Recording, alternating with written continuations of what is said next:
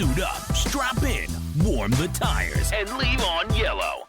Time for the MitsuTimes podcast, presented by MitsuTimes.org, the home of the fastest Mitsubishi cars. With your host, Josh. What's going on, guys? Welcome to another episode of the MitsuTimes podcast. My guest today is Mr. Jackson Strain. He is the owner and driver of a very cool Evo 10. How are you today? Yeah, I'm doing well, thanks. How about yourself? I am great. Glad to have you on. You've been getting personal best after personal best. Seems like you're on a row headed towards moving up and up the list as you go. Yeah, definitely been we don't get that much cold weather here in Australia, I guess. It's like a couple of months a year, if that. So whenever it does cool down a little bit, every year I'm like, may as well try again and see if I can get better and better. And that's kind of been what's happening over the last couple of years, I guess. Yeah, I mean, whatever you're doing seems to be working. That's for sure. So, Jackson, why don't you tell us a little bit about yourself and how you got into Mitsubishi performance cars? Yeah, so I basically started off getting into cars. I was actually into Holdens, which is like Australian Chevy, I guess you'd say, into V8s, and had those for a couple of years. And then my first non-V8 was actually my Evo 10. There was an Evo 10 that was in the small town where I grew up. Always thought it looked really cool, sounded good. Would always hear about how it was really fast, and I liked the look of it. And when I moved interstate, when I got a bit older, I just would see Evos around, and yeah, just sort of started off looking at them more and more, and got out of the cars that I was into and started looking into getting something else. And yeah, kind of that's how I guess it started. Okay. Very nice. I love that the sound is what kind of brought you in.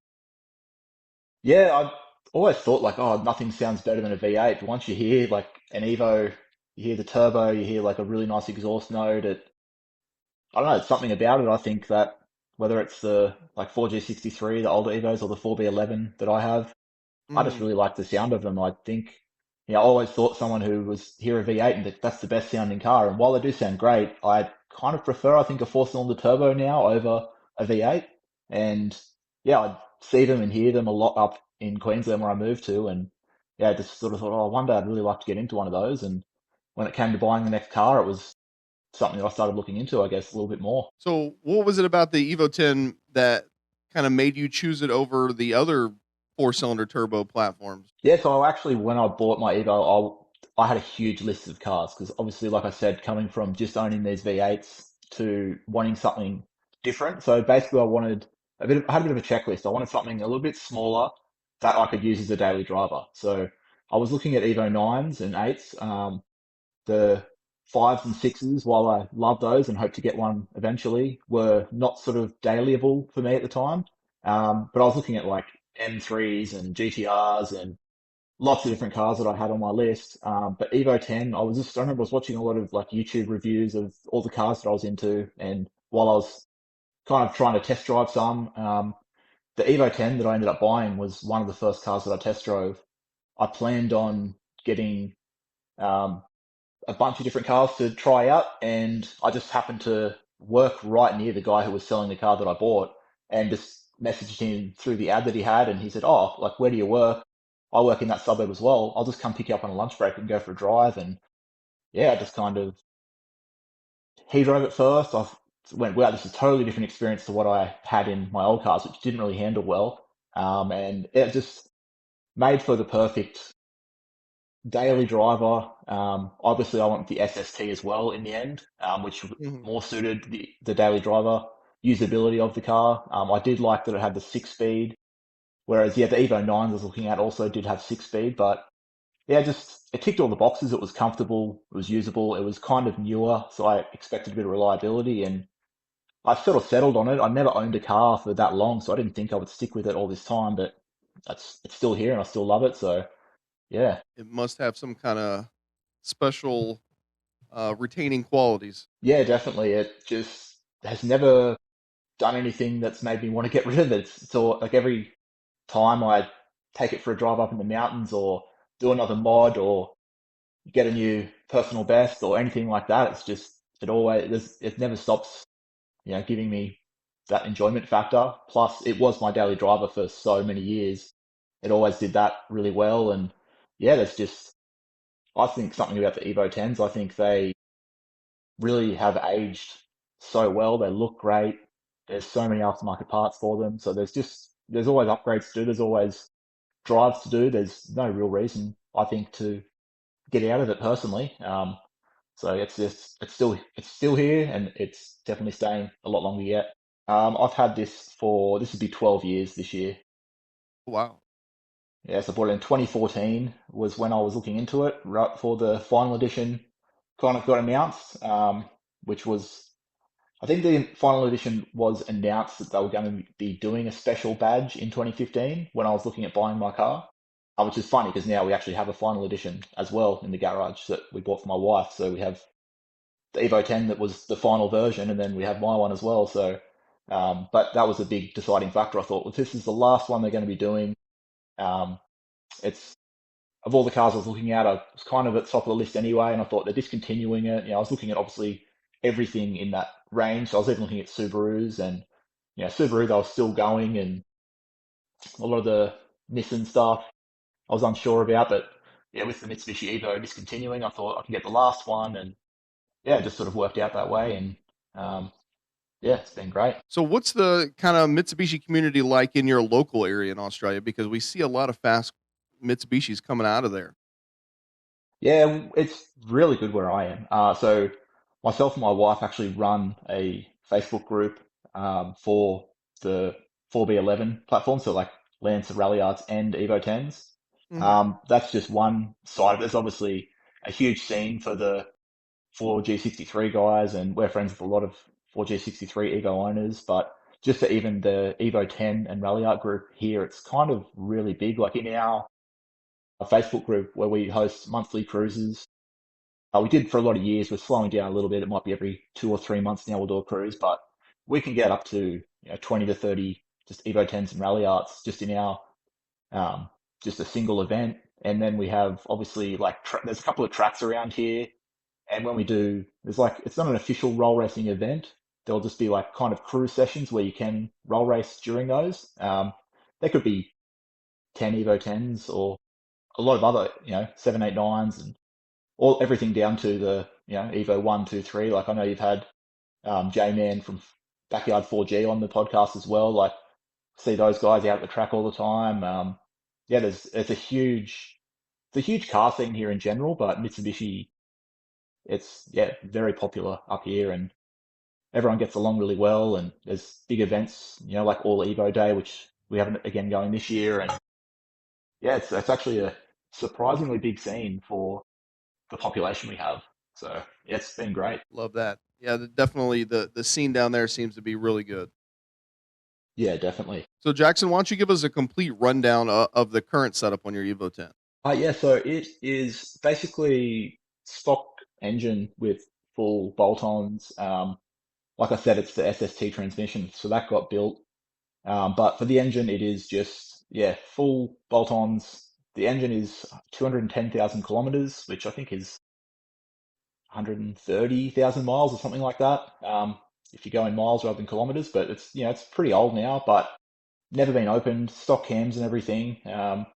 Has, just like your intercooler intake, intercooler piping, exhaust manifold, full turbo back exhaust, and a turbo upgrade with wastegate, and then a fueling setup, which is pretty basic, just injectors, fuel pump, fuel pressure regulator, and it's been tuned on E85.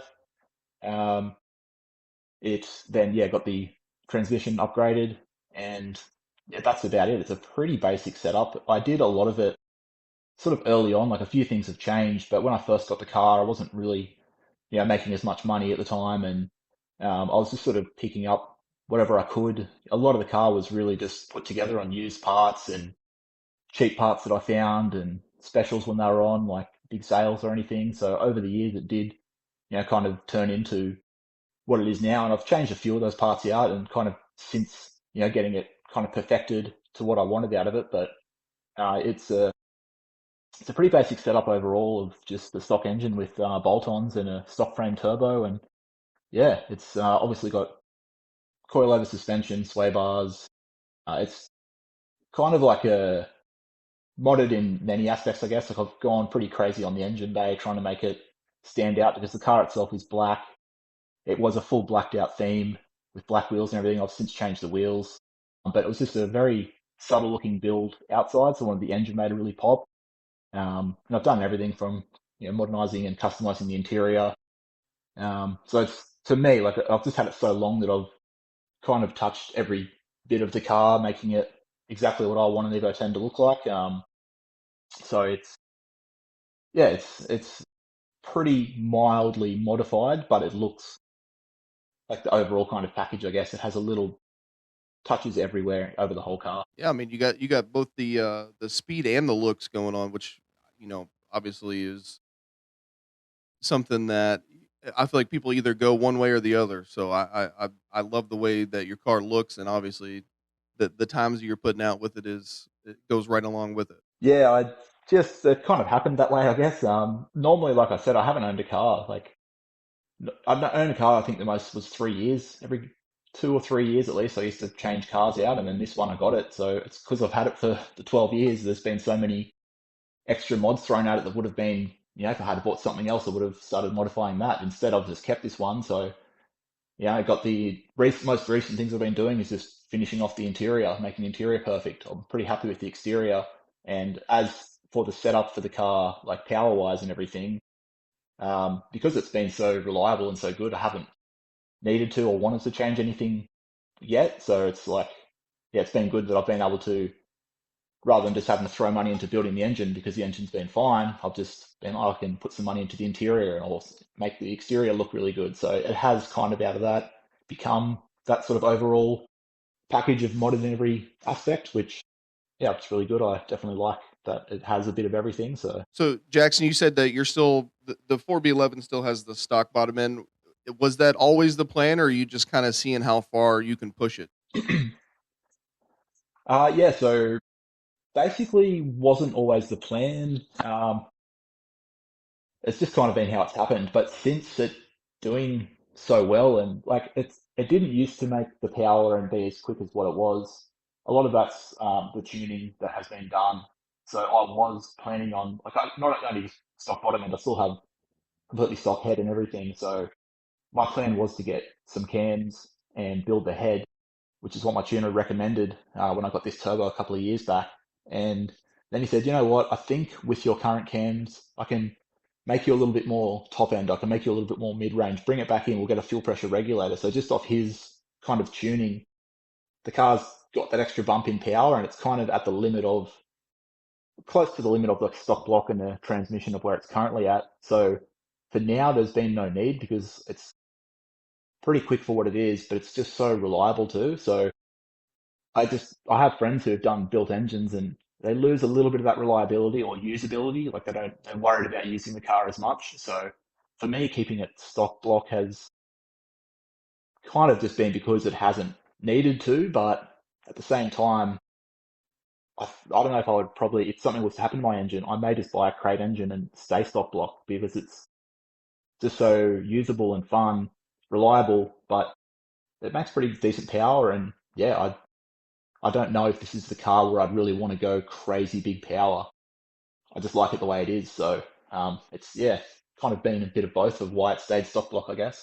So Jackson, tell us about the intense 5.6 RS turbo that you're running, because it seems like this particular one we don't see very often on our list. Yeah, so I did have a different, it's an Australian company, Intense. I did have another Australian turbo previously, which was a GT Pumps 712, but I bought that used and it lasted me about a year before it needed to be rebuilt or replaced. So I was looking at rebuilding that, and I was talking to my tuner and workshop at AK Racing, and at the time the Intents had really sort of hit the market in Australia, and they were kind of getting around everywhere. They were on the 4G63 platform and the Evo 10, the 4B11 platform, pushing out three different turbos. The 56 RS that I have is the middle size. And I liked my previous turbo that it had really good spool, not too far like from stock. It would spool up pretty quick.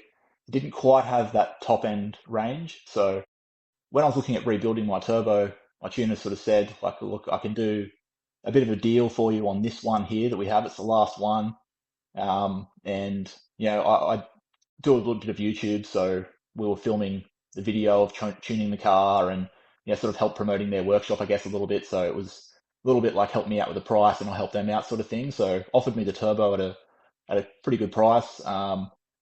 And I had a friend that had the exact same turbo. He just got it, and I'd driven his car, and it has like the kind of T51R mod sound. It really whistles nicely, and I love the sound. I drove his car, loved it. Had a little bit more top end, and he had the otherwise same setup as me, pretty much with injectors and everything. So, having driven his car and my turbo going, I thought this is all working out perfectly. That I should get this turbo. Unfortunately, since then, they stopped really doing the Evo platforms, this intense turbo. They started going on to like turbo diesel four-wheel drives, I think. But they are now about to release, I believe, I've heard, a new range. So if my turbo ever goes, I would probably stick with them and go their newer version. But yeah, they're definitely a smaller Australian turbo. So you might see them in Australia and New Zealand, I guess, only. But I don't think with the amount of options there is in the US and Canada and the UK of other local turbos they can get, it'd be a pretty small amount of Evos that you'd see on the list that would use them. But yeah, it's been really good to me.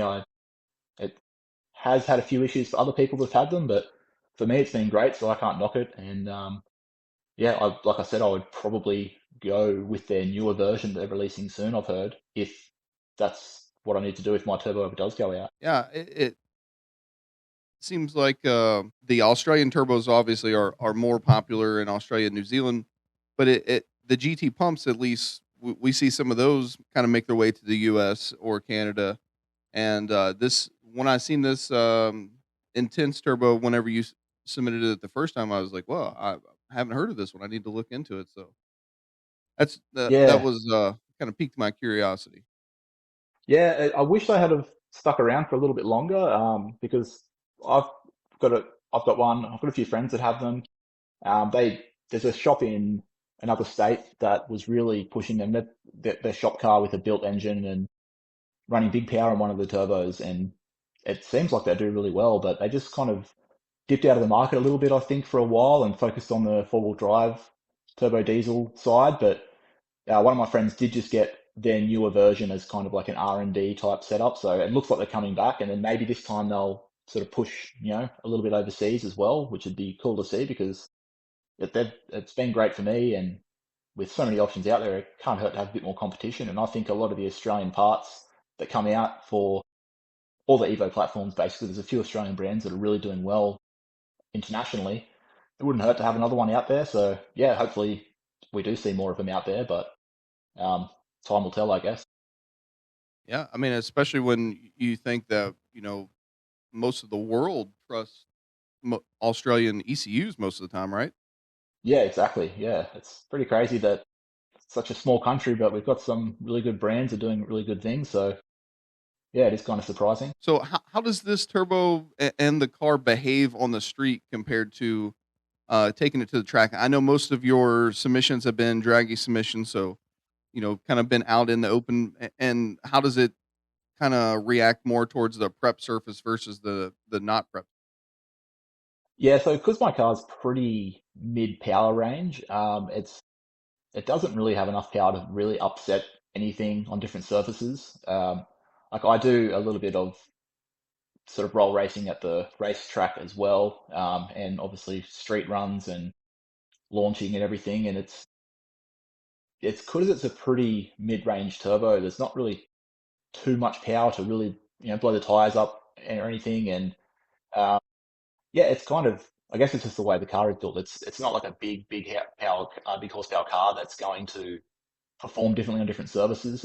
It always puts the power down pretty well, and because of, I guess, being SST transmission, that takes another element out of it, making it nice and smooth. So it's pretty much just all around. It doesn't really seem to have any issues on any surface that I've tried it on. That's an upside for sure. Yeah, definitely. So Jackson, we're still running the factory ECU. What advantage have you found in staying with the ECU? Is it you think that's also one thing that's kind of helping with the reliability, or is that one thing that's maybe kind of living on the edge? Yeah, I think the Evo 10 to stop the OEM ECU, It's perfect for my kind of setup. It would be the next level where it would maybe hinder performance. I know there's some of the guys on the list. One in particular I'm thinking of in the UK with a Rally Art Sportback that has Cyvex ECU running pretty big power with a built engine, and he's really fast. I think he's in the nines. I haven't looked at the time in a while, but it was like very impressive. And he's sort of said many times on like some of the forums and Facebook groups about how because of the Cyvex, he's able to run with the SST transmission and make really big power, but it's still smoothed everything out. Whereas if he kept the stock ECU, he wasn't able to do what he's doing now. But for a build like mine, where it's currently at, the OEM ECU has been fine. Obviously, we've got capabilities of doing flex fuel and everything. So for what I've needed, it's been fine. But if I was to go that next level, which maybe I will someday, then that's when probably I would look into having a chat with my tuner of what ECU do you recommend? Because he does, tune for cars with aftermarket ECUs as well. But for mine, that's not really something he's recommended or that I've looked into too much. But yeah, I think with this particular platform, the Evo 10, when you're staying sort of stock engine, it's pretty fine to stay as is. It's when you go in that really, really big numbers, you might look into what your tuner recommends as the next ECU. But yeah, for mine, there's been no real need to look into anything yet. I could, Cyvex is a big one that they're doing in Sydney at RP Motorsports. And AK Racing, where I tune here in Queensland, they will tune for those. They do Motec, a bit of everything. So it's just, yeah, it'll just depend. But so far, there's been no real need for me to worry about putting money into an aftermarket ECU. Okay. Well, even on the stock ECU, Jackson, how important has the tuning been to your success with this platform so far? Yeah, it's been a huge difference. Like even my car was with the same setup making about 45 or 50 less wheel horsepower just a couple of years ago. And then my tuners sort of, as new opportunities have come out for them to advance their tuning skills and new things being unlocked in the ECU and the transmission, the TCU, it has, maybe that's what's kept me with the stock ECU. So it's a lot down to the tuning that's keeping the car faster and faster. Because yeah, like when I was this same setup, I think I ran an 11. I think it was 5.7 was my first attempt, and I thought like, oh, I got to 11.5, so I'm happy with that. But then as my tuners, oh, while your car's here, I'm just going to chuck it on the dyno and touch your tune up a little bit, and oh look, we made a little bit more power. So because I made more power, I tried again, and I got faster, and that's kind of happened a few times over the years, and it's really, yeah, it's just been basically through to the tuning from Alan at AK Racing and the team there that the car just, whenever I'm in, they say, oh, because they have their own track car that they use, they do hill climbs, they do sprints and time attack and all that sort of stuff. And a lot of customer cars that track in different types of motorsport, they don't really have much drag racing too much going on here, but because they're launching their car for hill climbs and stuff, they're finding new ways to make it launch better, or because they're really pushing the cars hard in time attack, they're finding new ways to make a little bit more top end power and mid range power. And so it's just been through, I guess, their motorsport and R&D that they've been able to pass some of that onto, customers like me and make better tunes and fix the car up in different ways and just make it keep performing better without having to really change anything too much. So yeah, that's been a big part of it, definitely. Very nice. Well, Jackson, I know that the SST is something that you either love it or you hate it. So, why did you decide on the SSD transmission when you went to this car? Yeah, so it was funny. I really didn't plan on getting the SST transmission. The car that I said that I ended up test driving and buying because the seller worked right near where I worked, it just happened to be an SST. I just wanted to drive an Evo 10 to see, is this the car that I'm going to like? So I had no plans on actually buying it. Like one of the other cars I was looking at was like a E46 M3 at the time. I didn't want their version of it's a single clutch automatic because it's just meant to be dreadful. I wanted the manual only, but with the Evo 10, I watched so many reviews and people were saying that this dual clutch transmission that the Mitsubishi has is kind of punching above its weight for what it is. It's like a really good dual clutch for just a small little company like Mitsubishi. So I was willing to drive it, but I had no actual plans of buying it. And while I had like nothing against automatics, I'd only driven really like the conventional sort of slush box, 4-speed, non-performance gearboxes, just economy cars, and they're really boring. So when I did drive the SST, I kind of thought like this is like the best of both worlds because you can Hmm. drive it manually and you're in control of the gears, but if you want, you could just cruise along in traffic and have a coffee in your hand and not have to worry about, having a heavy clutch like some of my previous cars had had. So it mainly was just the sort of dual uses that really sold me on it. I didn't know too much about it at the time of how much things can cost and maintenance on it.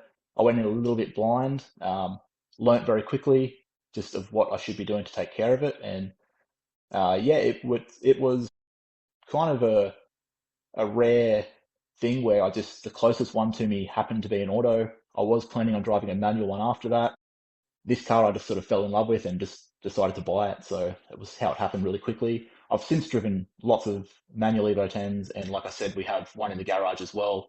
Because my wife just got a final edition Evo 10, which is the 5-speed, and so we Hmm. can, we'll swap cars. We'll go up the mountains. We just did it last week. We went up the mountains for a drive, and I drove my car up, and then we swapped, and I drove her car back, and they're both great for what they are. But personally, I still really prefer the SST, and she does as well. She like not prefer, but she really likes it as well. She had a Rally Art Lancer a few years back, and then we sold that to get her an Evo 10 MR, and then we just sold that to get an RS3 not too long ago. She missed the Evo, so we sold that, and we got her the final edition Evo. So this time we went, we'll have a SST in the garage, and we'll have a manual.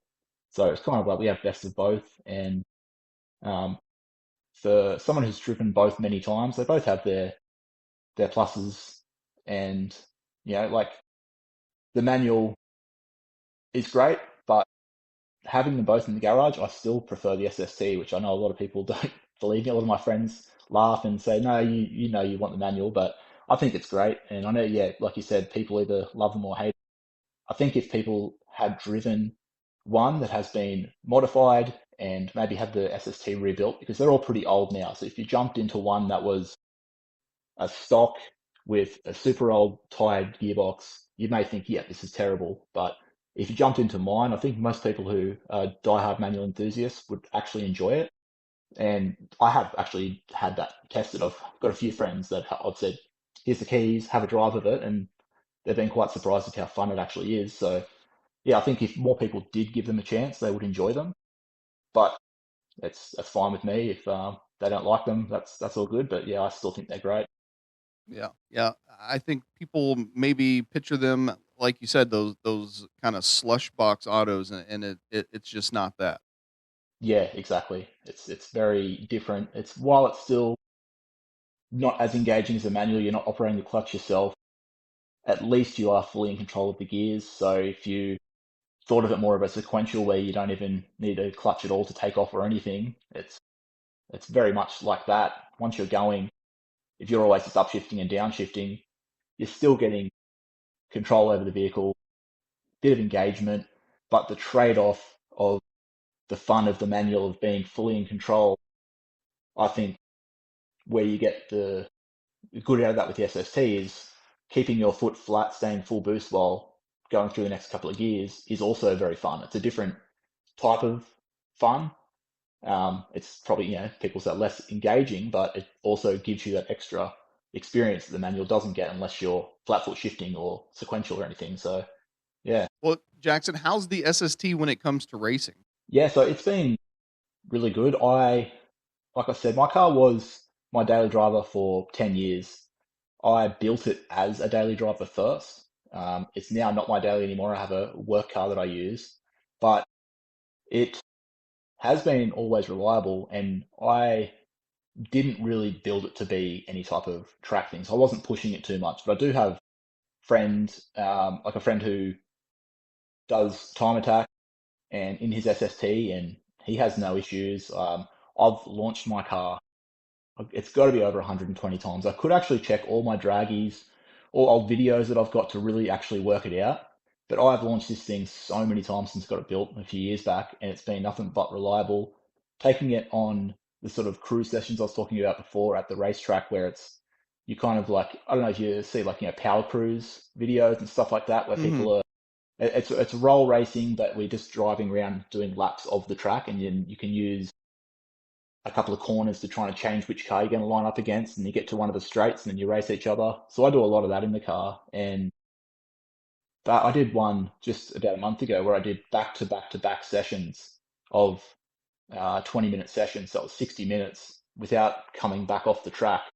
And the whole time just racing all sorts of cars, wide open throttle, going through the gears. And yeah, my transmission never overheated, never lost a gear, never skipped. It did really well. And so it's been super reliable. I know if I was, all it could take is like one launch where something could go wrong, I guess. And like, oh, there you go. There's that reliability that I'm talking about gone. But for me, it's been perfectly reliable, and like racing it, launching it, it's been great. I've got no problems with it at all, and yeah, I don't think it has the reputation of being unreliable, but I've had the exact opposite, to be honest, after 12 years. Yeah, I mean that was my next question. There's a lot of misinformation about overheating and constant rebuilds. What is there any kind of myth or something out there that you just want to clear up for people who may be interested in these SSTs? Yeah, definitely. There is a lot of probably people who bought them new or knew someone. I hear there's a lot of people who, oh, my friend bought one, it was absolute garbage.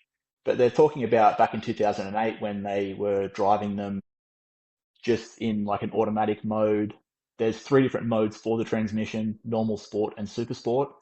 You start the car up, it'll start in normal mode. If you just leave it in that automatic shifting as well, so you're in a normal clutch pressures and you're in automatic shifting and you just thrash the car around. You do that over a couple of years with Mitsubishi's 90,000 kilometer schedule for maintaining, like for doing the oil changes, which is what they originally suggested.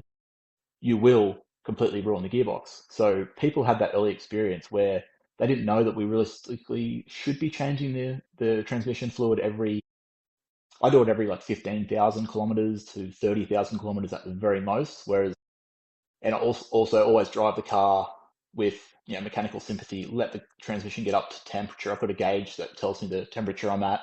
I've got the heated sump to make sure it gets up to that temperature faster. Once you put a bit of money into it, I think they're very reliable and great. I get a lot of people messaging me because I've had the car for so long, and like I said, I do YouTube videos on the platform, on Instagram and everything. So I do get a lot of people asking me, should I buy this car? And they'll send me a link to a car that they're looking at, and I say to them, like, they are getting older. I bought mine 12 years ago. It was great. It's been reliable. I have had the transmission rebuilt in that time, but just because I wanted to be able to launch the car and it was making more power. It never actually broke down or left me stranded. But at this age, it's 2026 now. You could be buying a 2008 car with a dual clutch transmission that has just had a really hard life. You're probably going to hate it because it's going to break down on you. So I sort of suggest people either plan on buying one and getting it sent off to a shop to rebuild the transmission, or buy one that someone's already done the hard work and had that done. It's had maintenance done. It's been owned by an enthusiast, which is always better than someone who's just bought the car at a dealer, not knowing what they had, just thrashed it cold. And And yeah, there potentially is a lot of not myths that, maintained it very well. yeah, like that they break, or the transmission itself isn't often having issues. It's just the shift forks. They came loose. They had some glue holding them in. Over time, they wore. You'd lose odd or even gears. Mine never had that issue, but I got it upgraded when I did get the transmission pulled apart and rebuilt. It's mainly the clutches, which I think if you own a manual as well, you're going to expect to do a clutch in your gearbox at some stage in the manual. You're going to expect to do master cylinder. So the cost is going to be about half probably to do clutches in the SST compared to a manual, but you might do the clutches in the SST once every 10 years and they'll be fine. Mine's been Wow. so 5 years since I rebuilt mine and I'm still launching it. It's still going great. So with proper maintenance, with mechanical sympathy, they last. They're really reliable. I just definitely recommend people look into what that, like, do the research first, because yeah, you need to maintain them using the right fluids. You need to get them up to temperature, and you need to expect one of these issues to happen if it hasn't already been built. If you're happy with all that, I always recommend people buying Evo 10 MRs and the Rally Art. What's going on, guys? This is Desmond here from Performance Destination. Just want to jump on here and say, if you're looking for any tuning, give us a call, contact us. DynoWise, if you're looking for a tuner remotely, contact us. We service the nation worldwide. Every state, every country throughout the Caribbean, everywhere worldwide, we are connected with everyone. Whether if a standalone computer system, AEM, Hall Tech, Fuel Tech, stock ECU, your DSM, your Evo 5 or 6, 7, 8s, 9s, and 10s. We tune them all. We specialize in all the computer systems. We meet the needs of all of our clientele. If you would like to reach us, you can give us a call at 941-268-7493, or you can catch us on our website at performancedestination.com or reach us on all platforms at Performance Destination. You can either check out our YouTube channel as well, so you can see our work. So, we talked about upgrading the SST and being able to hold maybe the extra torque, but as long as you maintain it's perfectly fine for what the average person is going to do. If your car it's going to be stock and you're going to maintain doing the transmission changes, and you find one, say someone's looking at an Evo 10, they find Evo 10 MR or a Rally Art, whichever, with pretty low mileage or kilometers, and they think, oh, I don't really want to mod the car, I just want like a fun, sporty daily that's usable. If that has been looked after up to this point, I don't see why it wouldn't last many more years still. But if you're wanting to make more power and you want to launch the car, which, to be honest, I highly recommend everyone launch their SSTs. It is a lot of fun. They really just hook up and take off well. But if you want to do that and you want to make more power out of them, look into getting it done. Go to a reputable workshop. We're lucky here in Australia. We have a few workshops in different states that you can go to. I live just right near AK Racing, which is a huge one that everyone looks up to, and they do great work on these transmissions for many years. So I'm lucky that I'm friends with those guys. They look after the car for me. Same thing in Sydney with RP Motorsports, and there's other shops as well. But wherever you are in the world, look into a place that can do or has already done that to the car. If you want to make big power out of it, you definitely can. You can just spend, it's a lot of money, but like I just had someone talking to me about it just recently that their transmission started to go out. They got this large bill. I said, right, how long have you owned the car? And they'd owned it since new. They absolutely love the car. They don't want to buy something else. So I said, well, in that situation for you, you're much better off spending the money getting it done. Then you can also put a bigger turbo if you want, because it'll handle it. You're sort of future-proofing the transmission. So it's worth building it, upgrading it if you need to. But at the same time, mine, when it was just very basic bolt-ons, it handled the power fine.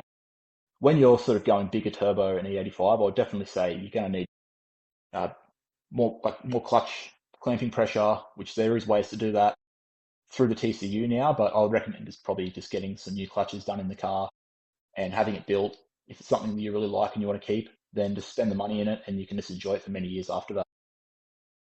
Okay.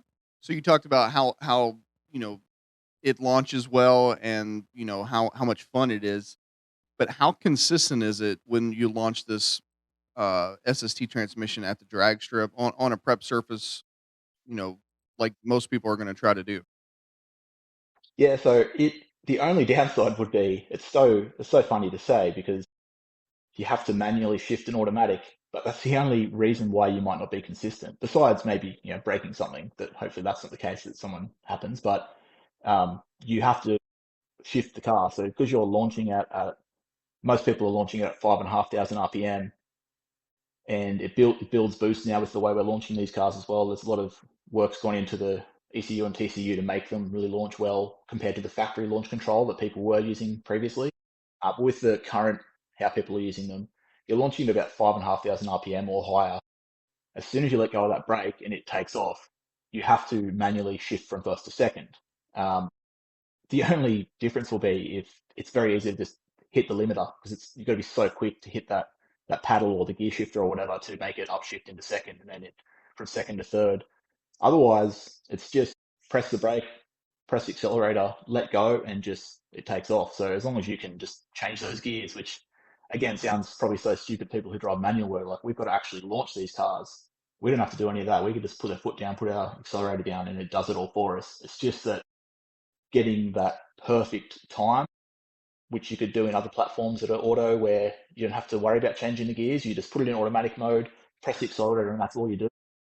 We at least in the SST have to actually shift the car ourselves. So the consistency could be off by hitting limiter a couple of times and losing half a second. But other than that, they all launch really easy. They all should launch the same. I've launched my car and some other people's cars, and I've got friends that have done it a lot less than me. They launch their car, they just hit limiter every single gear, and I'm telling them like it's going to be a little bit quicker because it does rev fast when you have a bigger turbo, so you got to be ready. But compared to if we had manuals, we'd be really fighting for that perfect run. For us, it's a tiny little minuscule difference of getting that right couple of shifts, whereas in manual having to like drop the clutch and like get a perfect launch and slip the clutch to get it off well, like we don't have to worry about any of that stuff. So they're very consistent in that way. And as long as you're getting up to temperature and your gearbox is healthy, then it's going to perform the same every time, is at least on my experience, what I've found. Would you say that the learning curve is pretty small when it comes to learning how to launch this SST correctly? Yeah, definitely. Like I said, all you have to do is just pull on the paddles after you got your basic setup of just putting it into the launch mode, and then just putting your foot down on your brake and your accelerator, letting go. It couldn't be much easier. And then, once you've done it, you'll realize, oh, wow, I really hit that limiter. So you've got to sort of prepare as soon as you let go of the brake to already start reaching for the gear shifter to go into the next gear. After that, it's a pretty quick learning process. And I know like a lot of the guys on the MitsuTimes list, and because we all have like a Facebook group where we, everyone will talk about it. And like a lot of people have said, like, oh, getting that perfect run is all you have to, like, if everything goes right, you'll get what the car can do, and then you kind of know where you're at. Then it'll just be down to like, oh, I might make it a little bit more power, or I might take a bit of weight out of the car. And once you've got that sort of perfect couple of shifts, you kind of know you're exactly where the car should be. And anyone could get one and be running what the car could do within, an hour, I'd think, really, if they had enough, 4 or 5 launches in a row, they could easily be like, okay, I'm aware of how to engage the launch process and how to, change the gear ready for the next before I hit the rev limiter and bounce off it and waste time. So it's very, very simple. Well, Jackson, with all of that being said, do you think that the SST deserves more respect when it comes to the Mitsubishi community? Yeah, definitely. I think some people are aware, but a lot of it's kind of funny because like you already cop it's a tongue in cheek, but if you have an Evo 10, you get a lot of the guys that are 4G63 fans that'll say that Evo 10 is not a real Evo because it doesn't have a 4G63, and then you'll also have the Evo 10 guys who are copying that from the older Evo guys who have the manual Evo will say, oh, yours is an auto. So I always think it's funny that when you have the auto Evo 10, which people say is a fake Evo, then you have the automatic version, you've got the worst thing you could have, but they do really well. So that's why I really like taking it out and having a little run against the car that makes a lot more power and sort of looks their nose down on an SST, and then they go, oh, what is in this? And then you explain, oh, it only makes this much power, and like, oh, is it auto? You say, yeah, it's a dual clutch. They're like, oh, they kind of go away realizing like, oh, maybe these things are all right. So while people do, sort of look down on them a bit, I think as time goes on, they might get a bit more respect. But either way, it's fine with me. I'm happy with people not realizing how good they can be and what we have in them. And if some people are just diehard manual enthusiasts, that's fine. They'll never consider looking into one. But I know a lot of people who are diehard manual enthusiasts who are quite intrigued now, would own one, or are now looking at, hey, maybe my next car I'll get like a R35 GTR because I kind of like the idea of a dual clutch transmission now. Even if they don't go for the SST, at least it opened their mind for what a dual clutch transmission can do in another platform. Right. Yeah. Good point. Well, let's say that I'm listening to this. I'm sitting at home. I have a Rally Art or a Evo 10 with the SST equipped. What advice would you give me? If I'm considering building this car, but I'm hearing all the horror stories of the myths of people not taking care of their SSTs and them going away. So I'm scared to make some horsepower. What advice would you give? I'd say my main advice would be just know what you want. Do you want to put a lot of money into a car? Which for me, yes. Then if your answer to that is yes, then if you like the car, the Ralliart or the Evo 10 that you have, you like the SST, and you're planning on owning it for a long time, then spend the money. It's like anything in life. Everyone has a hobby. Everyone blows their money on something. So if your something happens to be cars, and your car that you like happens to have an SST transmission, you plan on keeping it, you want to make it faster, you want to have fun in it, then spend the money. For me and a lot of my friends, and like I said, I have the Facebook group locally that I run, and I film videos on people's cars all the time. They're pretty reliable. You build them once, you do it right, and they last. They're fun. If you're that person who isn't really committed to either cars or to that particular car, and you're like, I just want to make more power, but you're not fully all the way in, then maybe it's not worth spending that money because you won't ever get it back. But for someone who loves the car and would like to utilize what it can do, because they're such great handling cars, they're such good all around cars, and you're just like, I wish I could just make more power, but I'm worried about the SST, then I'd say think if it's in the budget for you to get it dropped off and get it built. After that, you're just going to enjoy it for many years. And if that's something you think you would do, then that's what I sort of recommend for people. Well, Jackson, moving back to your car, the 60-foot time for your personal best currently is a 1.79, but on your previous personal best, you had a quicker 60-foot. What do you think is kind of holding your car back from the quicker launches? I think it was actually I had a little bit of wheel spin and probably more weight in the car. I think some of the attempts that I've done a little bit of weight removal out of the car and taken the back seats out and taken some extra weight out. This time I just thought, I'll sort of run it as is. So the only thing I did differently was I put the wheels off my wife's final edition Evo 10, the stock wheels, which are just a smaller 8.5 wide wheel. They had some pretty just normal sort of basic summer tires on them. But I thought I kind of want the wheels to spin a little bit just so I don't break anything. So I'll put those on. It'll save some weight and they'll spin a little bit. It was a pretty cold night and they spun a lot. And that happened to be the run where I got everything right, where I got those shifts right. Even though it was a slow 60 foot and I didn't think my best run, it still was my best time over the quarter mile. But I think, if I maybe just didn't have that wheel spin, and maybe a bit of the weight out of the car, because they are a heavy car as well. So I was running at full weight, and I think that might have been the difference. So I was looking at that myself as well. I was sort of comparing the runs and going, wow, why is my 60 foot so bad? Yet my trap speed was high, my time was high, low, sorry. But everything else looked good.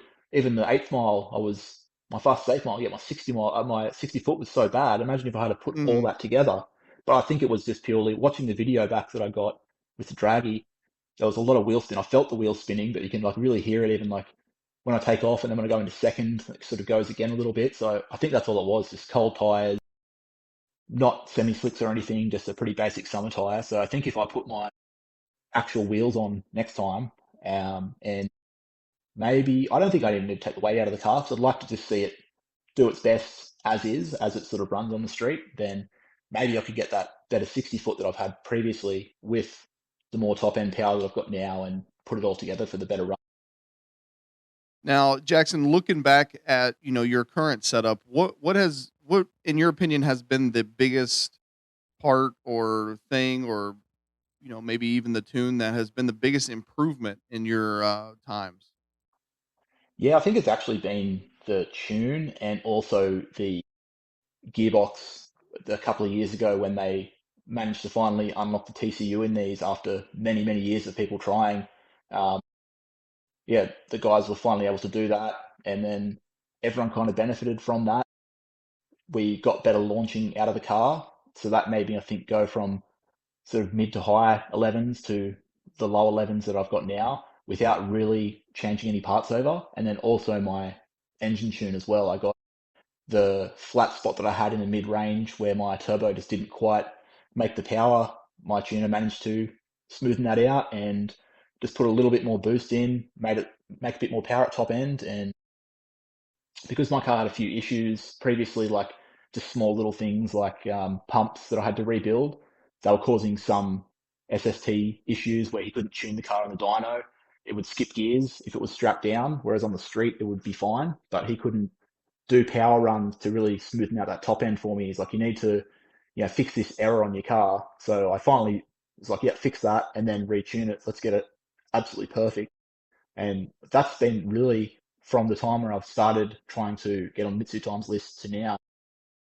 The main things are just the tuning of the gearbox and of the engine. Just otherwise, it's been very minimal. It's surprising the difference that can make going from like say the 11.7 that I originally ran, I think was my first attempt, to an 11.1 is just off the same car with the same parts, just tuned. Yeah, it's always kind of crazy to me the difference that just a tune can make.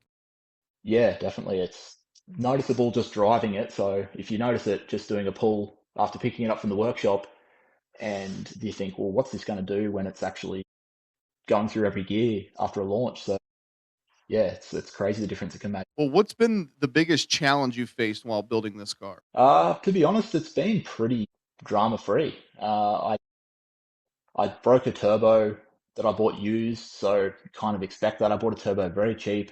The GT Pumps turbo that I had previously, it was after talking to GT Pumps, like this is our 17th turbo we made in this range. That's how old your turbo is. And I was like, wow, so I did really well. So I had no issues. It wasn't actually anything wrong with GT Pumps. It was a turbo from 10 years ago that I was running that I bought for cheap, and it lasted me another year before it went. That was probably like the main issue that I've ever had. The car has been really good. I did have another issue where I had just some injector wiring that I thought I'd been having bad E85, and it would just come and go, this issue where the car would just not quite run right, and the AFRs would be kind of all over the place. And I thought like, oh, am I getting bad E85 again, or am I leaving the car sitting for too long and the fuel's going bad? And it finally turned out it ended up being just some wiring issue that was tucked away that I didn't know about, so I got that fixed. But other than that, like the car has never left me stranded, never been stressful to modify or own. And yeah, I'm probably lucky in that aspect, but I know a lot of people have such, their car's been, they say their car's cursed and they have all these issues, but for me, it's been pretty good. Other than those two things, I've just had little tiny niggling issues that have just been like, oh, that's something I did wrong when I modified something, or nothing major has really, I've found stressful building the car. There's been no real challenge. It's just been add a couple of parts and retune it, or I want to change this aspect of the car, let's change it, and it's all kind of gone pretty smooth. Yeah, I mean it just from the consistency that you're able to get personal best, it seems like submitting your times to MitsuTimes, it's like, man, this guy is he's just knocking it out of the park with this car. Yeah, I think it's a lot down to, again, my car is pretty basic built. Like if I was at the next level, then I'm sure I'd have a totally different answer and attitude about that. But because it's just stock engine and like basic mods, I'm not really fighting too much power to try and get a good launch out of it, because it just does do that every time. I'm not really fighting any reliability issues, or I don't have like a big build engine where I have to worry about like things. It's just all pretty reliable and pretty good. So, and because again, being SST, being so easy to just launch it and do a couple of shifts with your hands on the paddles, it's been pretty drama free and pretty easy. So that's why I think more people should be trying to do what I'm doing, because I don't make a whole lot of power, but the car's fairly quick for just a street car.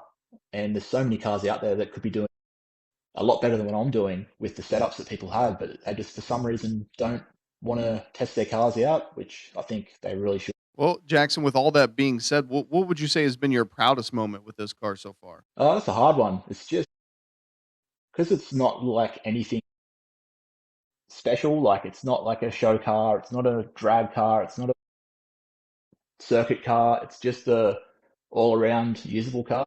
I did win Best Evo 10 at the first All Evo Day, which is a big event we have here in Queensland at one of the racetracks. That's an annual event, the third one happening this year. So I won Best Evo 10, which I was stoked with. I'd never won anything with the car before, any trophies or anything. So that's probably the biggest, proudest achievement. Other than that, I'd say maybe the time on MitsuTimes. I'm really happy with.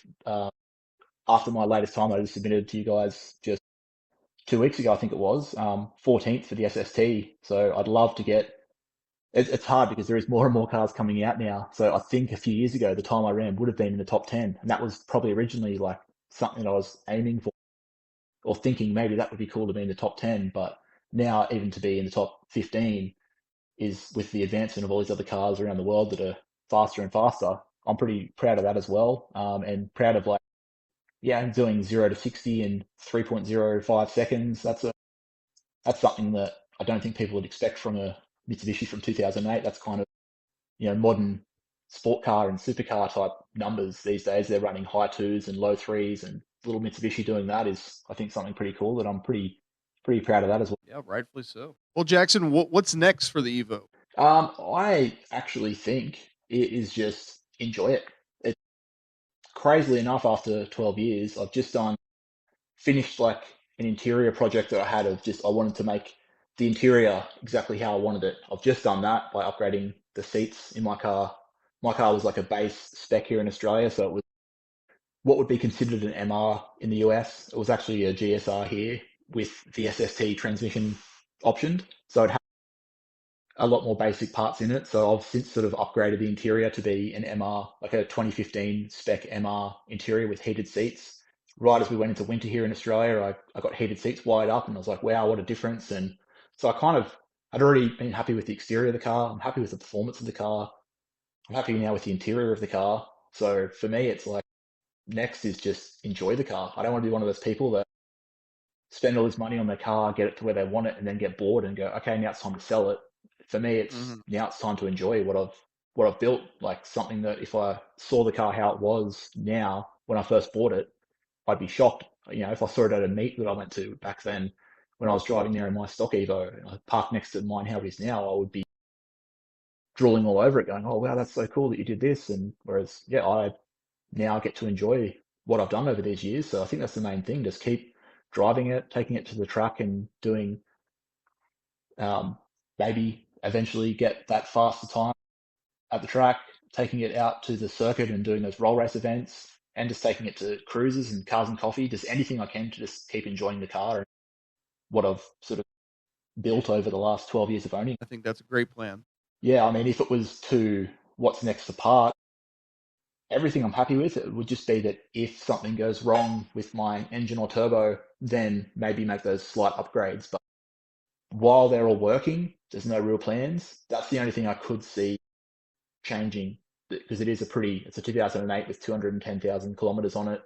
Eventually, stuff will have to be replaced, and I'll have to look into doing that. But while it's all working, I'm not really planning having to change anything next yet. It's just enjoy what it is and then let it evolve as it evolves, I guess. Well, you keep moving, quicker and quicker, and moving, like you said, farther and further up the list.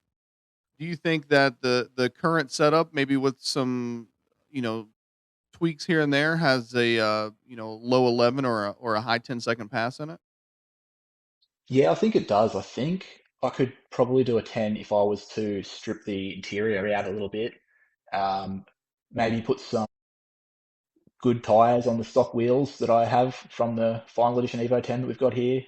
Maybe I was talking to Alan at AK Racing, my tuner, about it, and he would love the car to run a 10.99. He's just like, it'd be so cool to have a stock engine, high kilometer car run a 10, even if it is on the very cusp of being a 10. So he sort of wants me to do some logs and do a launch and log a launch for him so he can see what he can do to just give it that little extra edge. And yeah, the fact of my best time of the 11.17 that I did, like you said, it wasn't my best 64. I slightly hit the limiter in first to second just a little bit, and it wasn't the coldest night. So I think everything coming together perfectly with the current setup, it possibly could do a 10, and that's might be this year while it's still cold here. Maybe I can get all those logs done for my tuner, drop the car off him to flash a new tune on and put a little bit more power on it, and get out there and just get that perfect night where it all comes together, I could see it probably happening. If not, if it makes it till next year and it gets to winter again, because that's always the time to do it here, it gets so hot in summer that it's just not worth trying to get a new personal best then. But while it's winter here, which winter here is like basically summer in some places, it's barely even cold. It's just not hot. So, Hmm. yeah, it's a pretty warm climate here. So we're we're getting the lower temps that are just perfect for racing, and that might be this year or next year. I definitely want to try it. So the goal is to try and get that 1099 on the stock engine, stock cams, everything, and I think that'd be pretty cool. Yeah, no doubt about that. Well, I know you talked about, having maybe having a crate engine that's, a stock bottom end in case something happens, and not upgrading to a built transmission just to kind of save yourself the reliability. But would you ever consider upgrading to a built engine to, maybe chase a time or be more competitive? Yeah, I definitely would. I've driven a friend's car with a built engine, and it was a lot of fun. And like we had an Audi RS3 previously that ran mid tens basically. Like I did one launch at a 10.7 on the street, and I did a 10.7 so easily with wheel spin. That thing would have been a lot faster. So having felt cars that are in that sort of power range that my car would be if I built the engine would be something I'd like to do, but it just would be come down to at the time. Like I've got other things that might be a priority. Like I own my own business, so if my engine happens to go at that time, do I want to put the money into a build engine, or do I need the money for the business? I just buy a crate engine, or I just park it up for a little bit. It'll all come down to that. But I've always kind of thought like the way the car is now, I like it so much. I'd hate to put a build engine in it and just sort of lose some of that fun factor. So maybe it'd be worth Hmm. chatting to my tuner if that comes up. But it's not something I'd rule out. I just really do like the way that it is at the moment with the stock engine. And I would like to hit that goal of a 10 with the stock engine, and then maybe it'd be worth looking into building the engine and seeing what it could really do. But yeah, it's not something I'd rule out, but I do like it the way it is with the stock engine. So it's a either way kind of answer. I got you. I think that's fair considering, everything that you've been doing, and the success you've been having. Yeah, definitely. Jackson, is there a specific time or maybe even a trap speed that you're chasing that that's going to be kind of the end goal for this car, or is it like you said earlier, just kind of have fun with?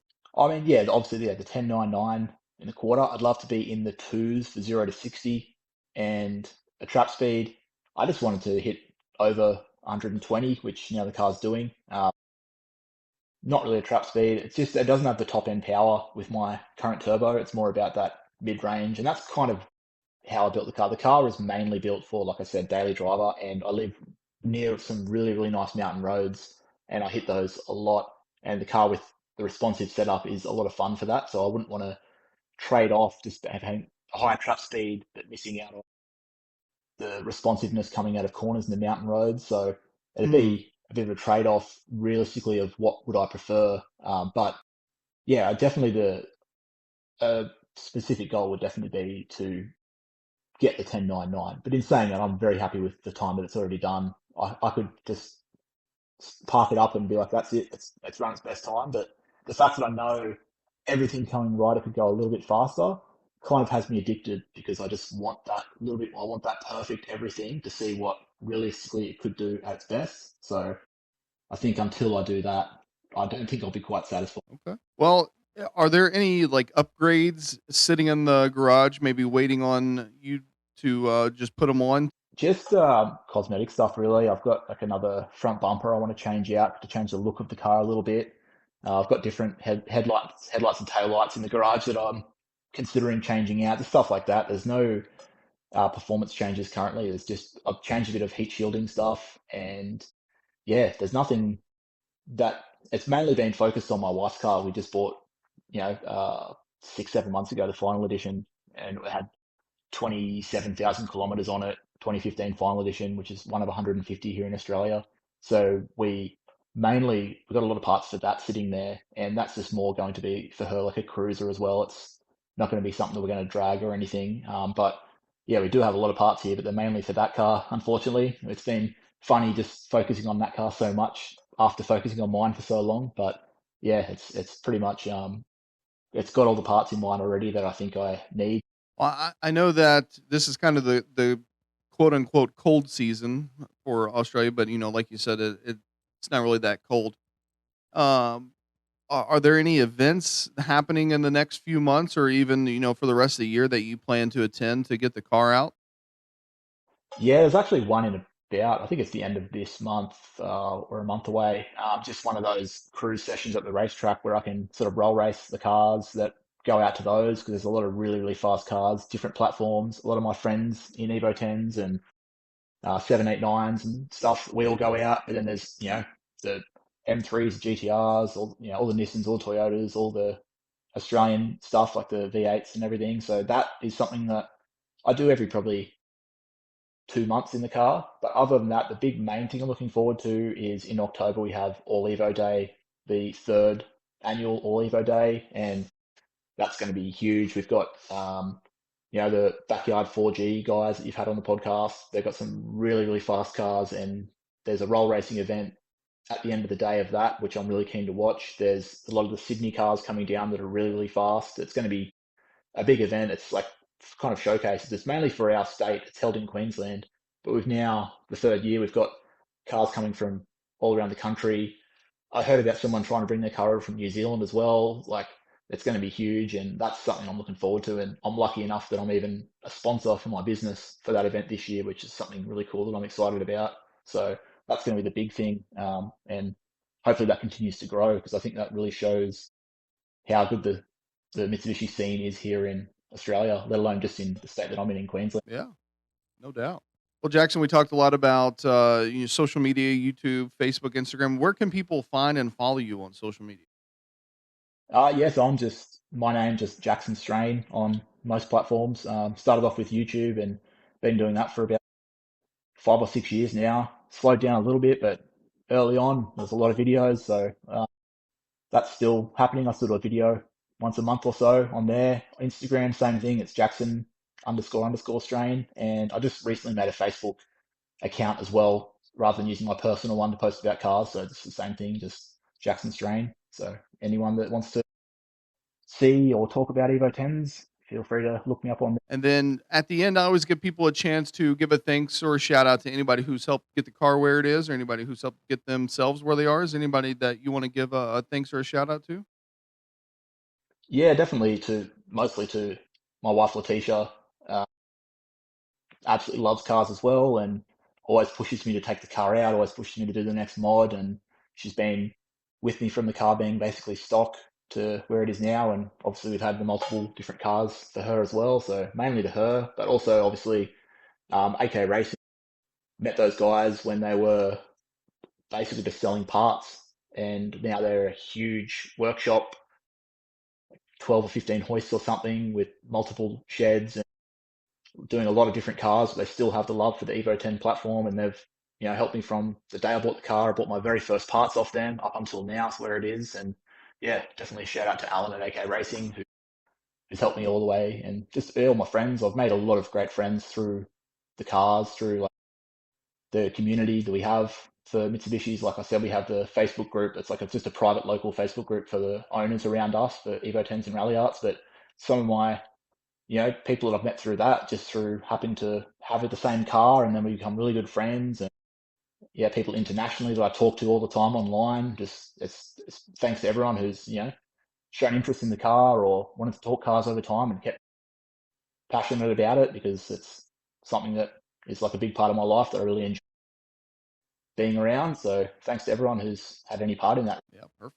Well, Jackson, thank you so much for taking the time to come on here and tell your story, tell the story of your Evo 10. I wish you the best of luck in the future, continuously getting these personal bests. And, I want to see that 1099 slip.